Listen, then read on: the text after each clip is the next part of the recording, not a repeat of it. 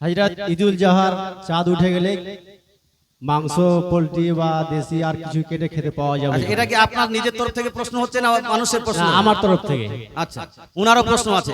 চাঁদ উঠে যাবার পরে গোশত খাওয়া যাবে কি যাবে না? হ্যাঁ, ঈদুল জোহা কুরবানির চাঁদ উঠার পরে গোশত খাওয়া জায়েজ না না জায়েজ? আচ্ছা, যদি ধরে নেওয়া যায় কুরবানির চাঁদ উঠার পর থেকে গোশত খাওয়া না জায়েজ বা গোশত খাওয়া যাবে না, তাহলে বলুন তো এখন কোন চাঁদ চলছে বাপ? বলুন না। আর আপনার যে এখন যে যাচ্ছে, যে চাঁদটা যাচ্ছে, এটা কোন চাঁদ? কুরবানির চাঁদ। তাহলে এখন গোশত খাচ্ছেন না খাচ্ছেন না? কুরবানির চাঁদকে যদি গোশত হারামের সঙ্গে সম্পৃক্ত করা হয়, কুরবানির চাঁদ উঠলে আর গোশত খাওয়া যাবে না, পোল্ট্রি জবাই করা যাবে না, মুরগি জবাই করা যাবে না, এটা যদি মেনে নেওয়া হয়, তাহলে আজ আপনি গোশত খেতে পাবেন না। কুরবানি যেই দিন করেছেন সেই দিনও খেতে পারবেন না। কুরবানি করে গোশত আপনাকে যেন ওই কাটাকুটো করে আপনাকে রেখে দিতে হবে, গোশত দেখতে হবে আর ভাত খেতে হবে। গোশত খেতে পারবেন না যতক্ষণ পর্যন্ত চাঁদ শেষ না হয়েছে আর মুহররমের চাঁদ না উঠেছে। না, কথা বোঝা গেল? তা আপনারা খাচ্ছেন না খাচ্ছেন না? একটু হানা বলুন না ভাই। আচ্ছা, খাচ্ছেন, তাহলে প্রশ্ন করার কোনো প্রয়োজন নাই। বলছে হুজুর আমাদের দেশে প্রচলিত আছে কুরবানির চাঁদ উঠার পরে 10 দিন খাওয়া যাবে না, বাকি খাওয়া যাবে। ও নিজের 10 দিন যদি না খাওয়া যায় তো 10 দিনের মধ্যে তো কুরবানির দিনটা পড়ে, তাহলে কুরবানির দিনে গোশত খাওয়া যাবে না? হানা বলুন না ভাই। 10 দিন যদি না খাওয়া যায়, 10 দিনের মধ্যে কুরবানির দিনটা পড়ে, তার মানে হলো কুরবানির দিন গোশত খাওয়া যাবে না। বলছে হুজুর 9 দিন খাওয়া যাবে না? না না, এটা মিস্টেক হয়েছে, 10 দিন না 9 দিন খাওয়া যাবে না নাকি? কয় দিন? 9 দিন খাওয়া যাবে না। আচ্ছা, মুরগি জবাই করা এটা হালাল। মুরগি একটা এমন পশু যেটা জবাই করে আপনি খেতে পারবেন, এটা জায়েজ। তো গোটা বছর জায়েজ আর 9 দিন হারাম, কোথায় পেলেন? গোটা বছর গরু জবাই করা যাবে আর 9 দিন জবাই করলে অমঙ্গল হবে? মুসলমান গোটা বছর পোল্ট্রি খেতে পারবেন, আর এই 9 দিন যদি জবাই করা হয় তাহলে পোল্ট্রিটা না জায়েজ হয়ে যাবে, গুনাহ হয়ে যাবে, বাড়িতে কাঙ্গালি আসবে, বাড়িতে অমঙ্গল হবে।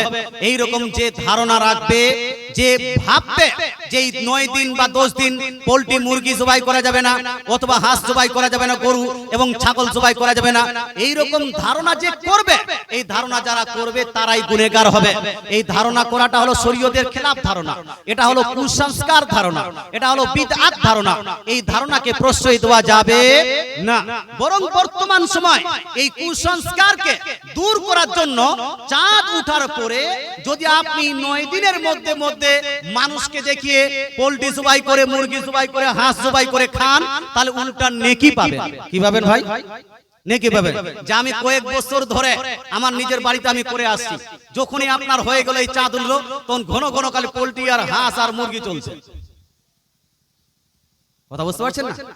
হ্যাঁ, আমার এই বছর কুরবানির ওই 9 দিনের মধ্যে একটা বন্ধুর মেয়ের বিবাহ। তো বন্ধু আমাকে দাওয়াত করলো যে হুজুর আপনাকে আসতে হবে, আমার মেয়ের বিবাহ কত তারিখ?